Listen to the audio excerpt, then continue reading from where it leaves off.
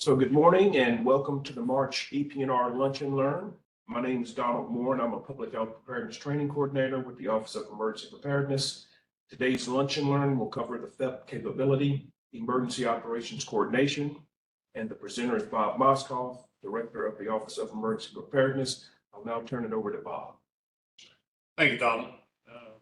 Glad to be able to give a pitch, just update whoever is online and anybody who views this later on.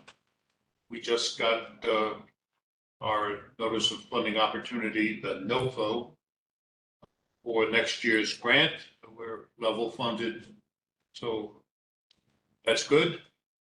We've been having this grant made available to us now for over 20 years, and it essentially pays for all of our local emergency coordinators, local EPIs, staff, both in the Office of Emergency Preparedness and the Office of Epidemiology and elsewhere, probably about 120 different positions. So the grant, it's almost 90% or approximately 90%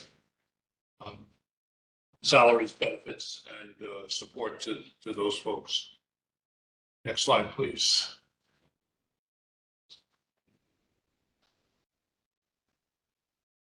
This is the code sites that indicate what the commissioner's authorities are. They haven't changed, pretty much the same since we've started this. Obviously, and all of these were exercised or implemented during the COVID response. She has the authority to promulgate orders, which she did, and updated orders during the emergency. She's the only individual in the Commonwealth authorized to quarantine or isolate. She also, as we saw, is able to identify non-traditional vaccinators under this third bullet to administer vaccines and other medications. Contact information to healthcare providers. We did this quite a bit, almost weekly during COVID, but other responses as well. We get a list of all licensed medical personnel from the Office of Health Professions, the Department of Health Professions, and we use that list to send out emergency information under this fourth bullet. Obviously, immunization authority who must be immunized, who can be immunized, comes under that next bullet. And then finally, the chief medical examiner on the commissioner's behalf has the authority to declare the cause of death. So when you see this last one, when you see there are this many deaths attributed to an emergency, the papers will say one thing, law enforcement may say something different. Emergency managers may say something different based on what they think, but none of these deaths is an official death unless the chief medical examiner so declares it for each emergency. Next slide, please. The Office of Emergency Preparedness has been around since 2001. I've had the privilege of being in the Office of Emergency Preparedness that entire time. We stood that up when the first grant funds became available to us. We run an emergency coordination center. We're in the upper basement right now in UB11. The ECC is right next door. We also staff the State Emergency Operations Center for Emergency Support Function 8, which I'll address later on. One of our largest responsibilities is the distribution of emergency medical countermeasures. I would add a second M, emergency mass medical countermeasures. We've done that for every emergency that involved medical countermeasures, especially during COVID and somewhat during our response to swine flu and others. Mpox followed our response to COVID, and those vaccines and other meds that were distributed through the incident management team were also part of this response capability and requirement. Obviously, we are responsible for our agency emergency response plan, but also the elements of health and medical for the Commonwealth of Virginia Emergency Operation Plan, the POVA. We also administer the FEP, Public Health Emergency Preparedness Grant, and the Hospital Preparedness Grant. Additionally, for the last 3 years now, I've been the principal investigator for the Workforce Development Grant. Next slide, please. A little harder to read, but these are the health response readiness framework. They talk to our capabilities, but these are the elements that we're responsible to this, our grantor, the FEP grant, which is CDC. And we just developed the slide within this week. And we started putting pen to paper on developing our application for this year's money. But won't read these to you, won't read many of the slides to you, but these are what we look at when we start crafting what we're going to do for the period. And I will say that normally it's a 1 or 2 year grant and we had to update our application annually, but this is a 5-year grant. And all we need to do is do progress reviews for the 5-year period. Next slide, please. So we organize an incident management team. This incident management team was the incident command structure for our COVID response. And you'll note that we had dual leads with the office, the Department of Emergency Management and the commissioner. And we had dual leads in each of the operational areas shown here. When the governor told both the state coordinator of emergency management and the commissioner of health, we want a whole of government, state government response to this initiative and effort, and you guys are going to be the co-leads. So this is what the original IMT looked like, with the incident command structure for COVID looked like. All these slides will be available to you. Donald will send them out to everybody and put them online for them later on, so you can peruse them at your leisure. Next slide, please. This incident management team here, this incident management team, get a closer look. I haven't got my computer in front of me. This has been our incident management team for monkeypox and overdoses. We morphed from COVID to Mpox to overdoses now. And the overdose initiative was brought about by the governor's executive order number 26 and a Senate bill to which we are responding. This incident management team is still in place. Dr. Forlan, the state EP, is the IC. I'm the coordinator for this initiative, and we have members from across the agency, as we do in all our incident management teams, respond to this initiative. We've also stood up an IMT for there's a new IMT for syphilis. We've got a new IMT for syphilis because of the increase in syphilis. So what you're seeing is not just for large emergencies, but this agency believes in incident command structure. And I know a lot of the local health districts do as well. So when something pops and it requires a whole of agency response above either the Office of EPI or the Office of Emergency Preparedness, we do embrace all the other parts of the agency to participate in incident command structure. And I would suggest this as a good practice, a promising practice for health departments to do this as well. Next slide, please. So, and you all know this slide. We've broken down into health districts and regions. We currently have 5 regions through the State Department of Health. And I'll mention that regionality is very important, but every state agency is organized regionally differently. So when we go into command structure with other agencies under the Department of Emergency Management at the State Emergency Operations Center, we have to recognize that our regions differ from those for the Department of Emergency Management, Department of State Police, and others. So we've been able to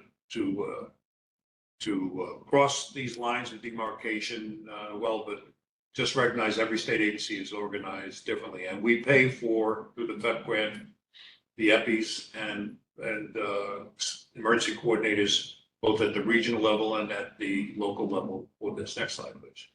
We're also now organized into 4 hospital preparedness coalitions. Prior to July of last year, we were 6.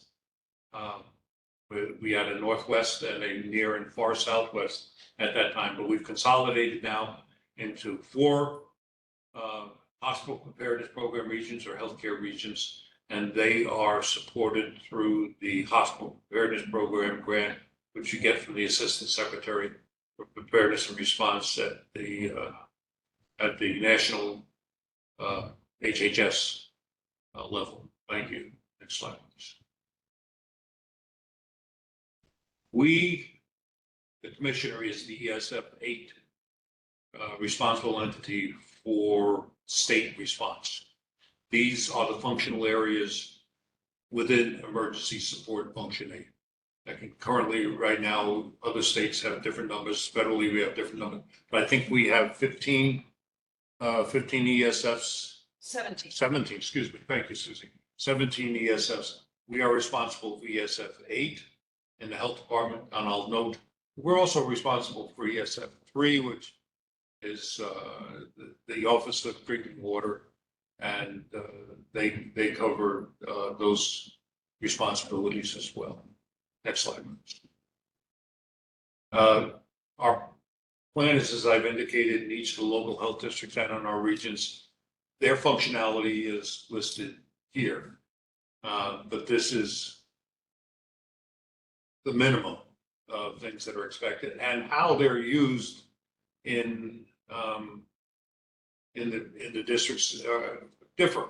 The planner or coordinator now answers to the local health district director, and we brief the directors, and we're going to do that in the very near future as well on responsibilities, areas of expertise, etc. My favorite one is the utility infielder, and DLJO is which is the dirty little jobs officer. I consider myself the DLJO at the state level. Next slide, please. This is we respond to all sorts of hazards, natural, man-made, etc. And we'll look at a couple of those. But the one that has the broadest list of areas of concern is the natural hazard. Our Department of Emergency Management really focuses strong on natural hazards, especially weather hazards. And these are not all inclusive, but among those types of impacts from natural hazards to which we respond in the ESF 8 arena. And so we look at each of these pretty much as self-explanatory. I'll talk at the end of the brief on how we don't have the subject matter expert to talk to lots of these areas, so we have to depend on our partners. For that example would be food supply with environmental health, behavioral health impact with the Department of Behavioral Health and Developmental Service, and fatality management, which we work, of course, with the Office of the Chief Medical Examiner. Next slide, please. We've developed a list of essential elements of information. These EEI are those elements of information that we consider our command structure needs to be able to have at their disposal to make decisions. So these are, again, not all encompassing, and these are a general list. We have also lists for specific types of responses and specific threats. but this is a more general overall health elements of information that we respond to. Next slide. So I said we look at other hazards that we respond to. Here are some examples under the hazardous materials. The derailment in Lynchburg a few years back that dumped some Bakken crude oil into the river there at Lynchburg. Highway, we have spills all the time on the highway that could go into the drinking water. Fixed facilities having issues with them and an escape of toxins, for example. Terrorism and criminal issues that could be situations such as demonstrations and those sorts of things, or they could be things as severe as dirty bombs, chemical attacks, etc. Resource shortages, we've seen this, lack of water, lack of fuels, breakdown of communications, all of these areas. Also enter into the area of continuity planning. Power failures. Power failures are so significant that the General Assembly requires we do an exercise annually at the state level to respond to power failures. They usually do that as a hurricane response. So but power failures are something. Those who were around during the ratio about 8 years ago will recall significant power failures across the state. We even go back in further when we had the response to Hurricane Isabel, which was back in 2002, I think. We were without power across most of the state for several days. So these types of things, especially as they apply to the health and healthcare arena, are things that we continue to focus on.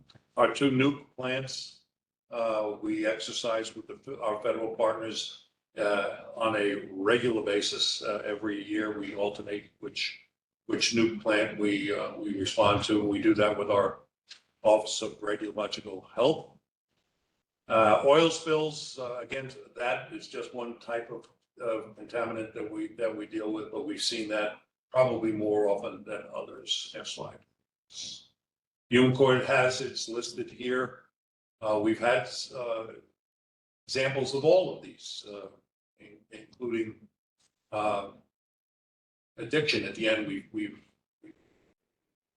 identified that separately because although that's ongoing and not seen as not a declared emergency per se, but it certainly is an addiction. And I could even put another bullet on there on violence, gun violence or just violence, and how we deal with that, such as the active shooter events that we've seen at Tech and at Virginia Beach Municipal Center.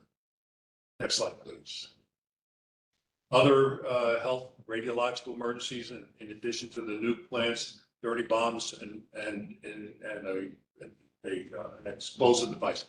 When this whole program began after 9/11, we had 10 scenarios that we had to plan to, and the first 2 at that point were a 10 KT explosion in the National Capital Region and a dirty bomb. Since then, we've become all hazards, and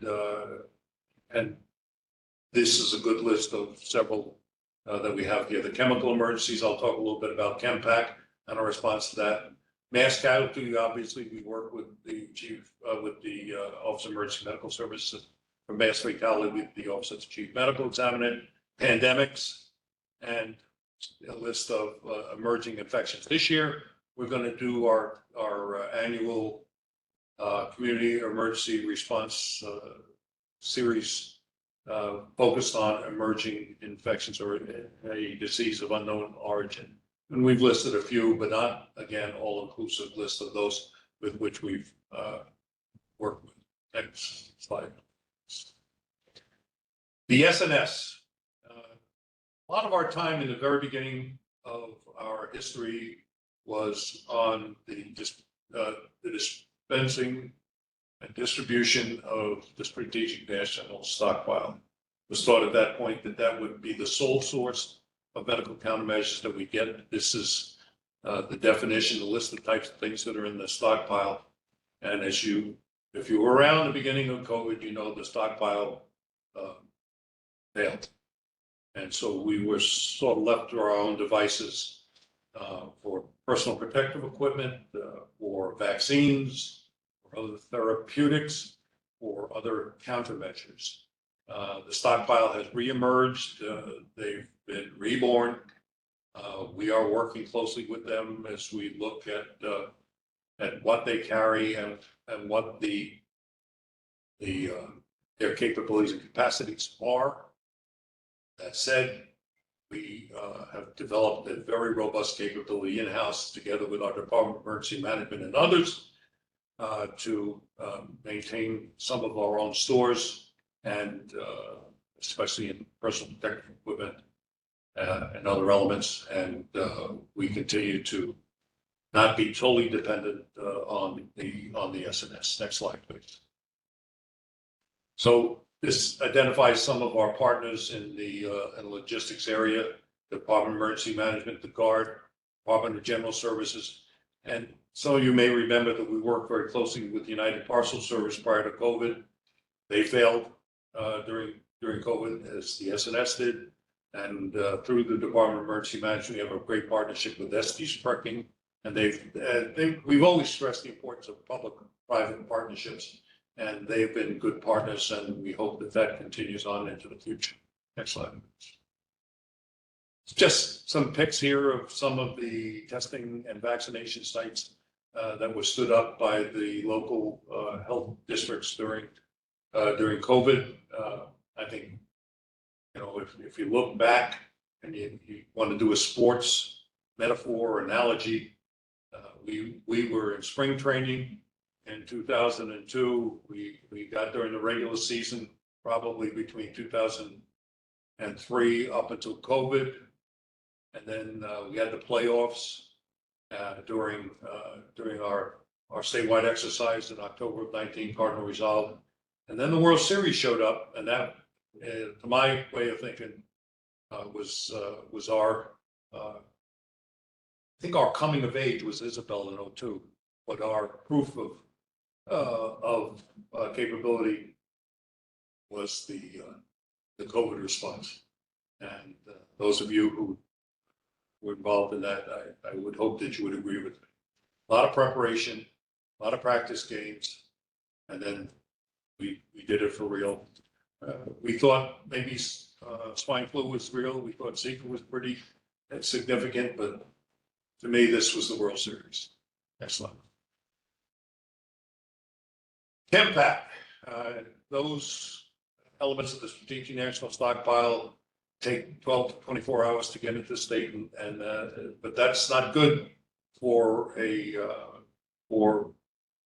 this type of a response. Our ChemPack units for nerve agent antidotes, they need to be on scene quicker than the stockpile would allow. So we have about 50 locations across the Commonwealth that contain ChemPack capability.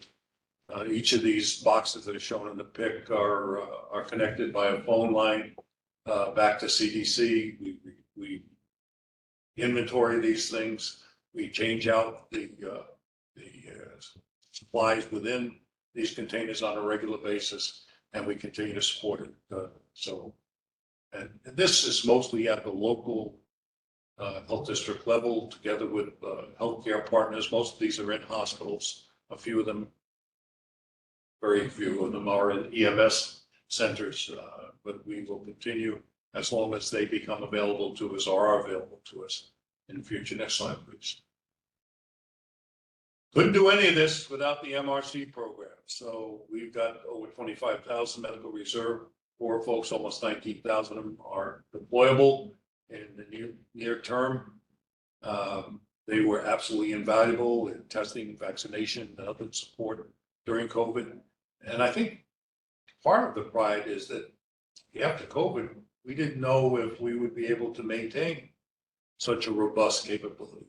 But we've been able to get some grants MRC Strong and other grants that were made available to defense. And we've been able to make a more robust in-house infrastructure to support the MRC. I will only stress that to keep our volunteers aboard, we need to keep them active and engaged. And that's being done, apparently. It's not just for emergencies, it's for whatever we can engage them in just to keep them participating. Next slide, please. So to gauge our preparedness, we have three or more efforts that we have. The National Health Security Preparedness Index comes out every year. We've been in the top three since that's been around. That's about 10 years. Robert Wood Johnson Foundation, Trust for America's Health, the Ready or Not report came out today for 23, and it broke the states down into three tiers.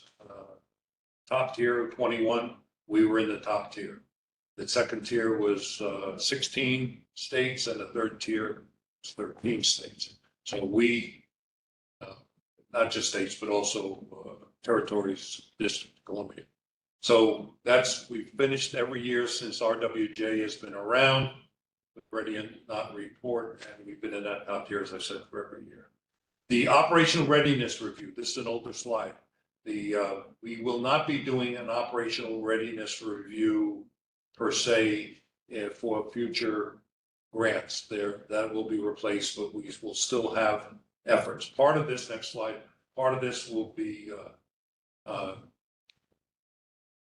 supported by our participation in the Project Public Health Ready. Our last cohort of about 18 districts did their application in August. We've got the results in for them. 10 of the 18 were fully recognized, and representatives from those districts are going to the NACCHO. On NACCHO's dime, they're going to the NACCHO Summit to be recognized, get their awards at that time. 2 were provisionally recognized, and I think 6 were not recognized, and those have another opportunity with their applications by the end of April. So we're working together closely with them to make that happen. This is an important initiative. It's going to continue on as our way of demonstrating preparedness at the district level. It's a heavy lift, we recognize, but we usually have about a year to complete this initiative. We have about 10 districts in the current cohort, and we have been working with them for the last few months, and their final application will be due this August. Next slide, please. We have some traditional non-emergency preparedness response roles that we've got primarily through the workforce grant that we've had for about 3 years right now. So occupational health, safety, and wellness, workforce development, the call center, which Susie Silverstein runs. This is an agency-wide call center, was developed several times, and most recently for COVID, but we've retained that capability post-COVID, and it's proved very valuable. In fact, we've gotten queries recently from some of the other offices. I think it was EPI. Could we support, for example, if we have a measles outbreak, that sort of thing? So this is a very flexible capability. Does a lot of work for our Office of Vital Records. They used to have a 2-hour wait, especially over the noon hour, to respond to callers. Now it's less than a minute.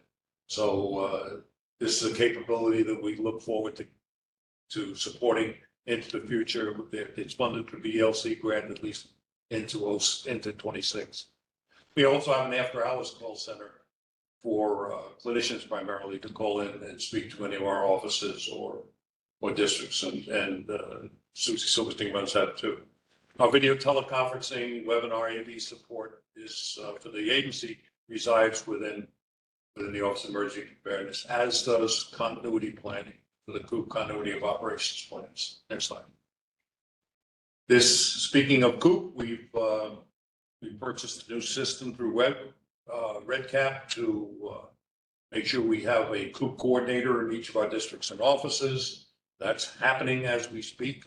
Each of the district and offices required through executive order, I think 41, to maintain a COOP plan. They are going to be loaded up into to the COOP, the RedCap system, so that we know that we have the ability to do continuity operations.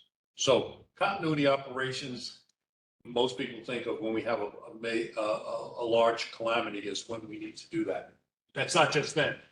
If we have a utility outage, if we have a facility that has a fire or another issue that takes it out, if we have a system failure, which happens fairly regularly, if we have succession, somebody in the leadership chain or elsewise a key personnel may be unavailable, all of this is part of continuity planning. So that's all allowed for in the format that we've provided for continuity plans throughout the state.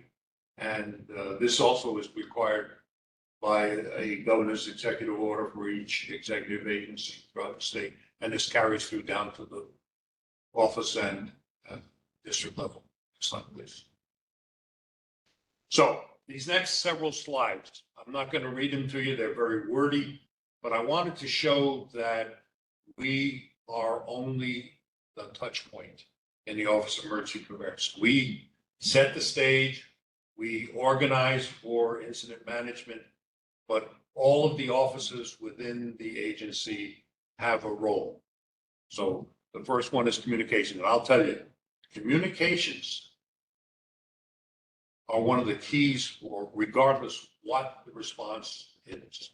There will always be communications attended to that. So we do that through our COMSO, our communications office here at the agency level. You hear the term JIC, Joint Information Center. So we do this at the state level. Of course, the key is single message, multiple messengers, consistency, clarity, and we've been pretty fortunate the way we've been able to carry this off during COVID and other responses. Next slide.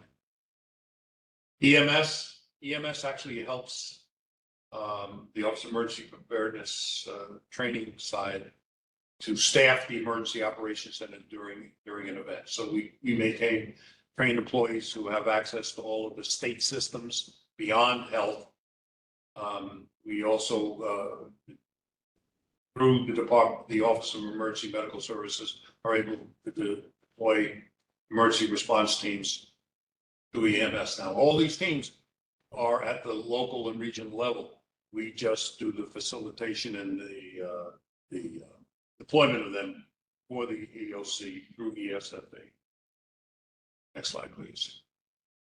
Rad Health, I've already mentioned, whether it's an event at one of the two nuclear plants or a dirty bomb or another radiological event, we often work with the Office of Radiological Health to facilitate that. So twice a year, once every other year, excuse me, we have a big Rad Health exercise, VOPEX it's called, at the State Emergency Operations Center. It goes over a couple of days. We have the FEMA comes in, the National Atomic Regulatory Agency comes in, and we work with our partners at Dominion Power to carry this off. And we do this by staffing with the Office of Radiological Health, our Emergency Operations Center, with VDH. Next slide, please. The Office of Drinking Water. Most of our environmental issues and responses are in the area of drinking water. It seems like almost every day there's a drinking water event somewhere in the state. whether it's due to operator error or it's due to aged infrastructure, we have drinking water issues every day. To the point that we now have an emergency coordinator in the Office of Drinking Water. So it's that she's probably the busiest of our emergency coordinators any place in the state. But you'll see through our emails and event notifications that drinking water is far and away the most frequent type of event that we have. Let me pause here, because I use the word frequent. When we look at how we plan at the state level for emergencies, we have a thing called a FIRA, Threat Hazard Identification and Response Analysis. We do this with VDM and the other state agencies. And this is a listing of the most impactful against the list of the most probable threats that we would have respond. So we maintain at the state level a list of about 10 most probable / most impactful events that we have to respond to. And for us, the pandemic type situation is up there. Weather goes in there, civil disturbances go in there, et cetera. But we respond to that. I just wanted to throw that in when I talked about drinking water being the most frequent of our responses. Next slide, please. Environmental health, food. We have a partnership with the Department of Agriculture and Consumer Services for food safety and security. We have a joint task force that goes in with them. And I'll mention, you see VDH, VDH, which is Agriculture and Consumer Services, and then the state lab, which is the Department of Consolidated Laboratory Services, DCLS.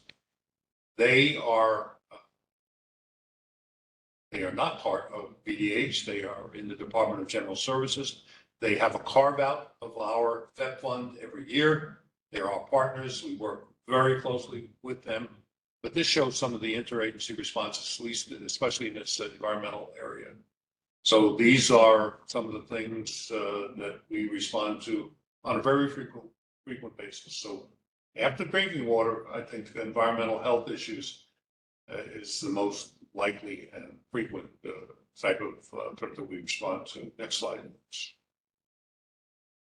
I mentioned earlier, if the chief medical examiner doesn't say it's an event-related fatality, it isn't.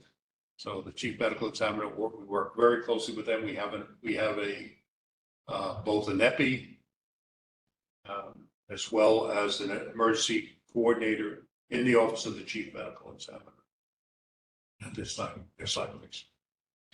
Behavioral health does not reside, as it does, excuse me, in many state health departments. It does not reside with us. It resides in the Department of Behavioral Health and Developmental Services. So we have a very close relationship, working relationship with them.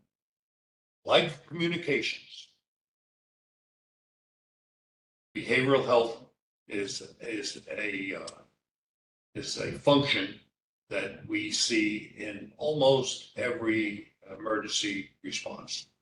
So how do we deal with those impacted by behavioral health? We've seen it most frequently in things such as large calamities, active shooters, and those sorts of things. And we've had sort of a coming of age in behavioral health over the past 20 years. I harken back to when Tech had the active shooter. The response, especially in this area, was abysmal. However, during the just a few years ago in the Virginia Beach Municipal Center active shooter event, behavioral health response was commendable. It was excellent. So just think about this, because it is an ESF8 responsibility, even though it doesn't reside within the health department. You all that are at the local level or regional level responding to events have to take into consideration partnerships maybe at your level with the community service boards, whereas we work with the Department of Behavioral Health and Developmental Services. Next slide, please. So this is a list of the team at the Office of Emergency Preparedness, your key personnel. We are the smallest of all of the VDH offices, but these are our contact information. Next slide. And if you have any questions, feel free to call any of us, and I take any questions that you have now. Put any in the chat. Okay. Feel free to unmute yourself if you have questions for Bob.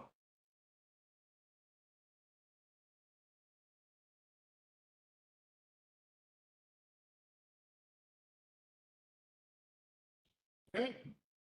Thank you very much. Have a good rest of your day.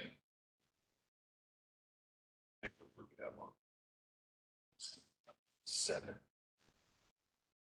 What was it? I can start.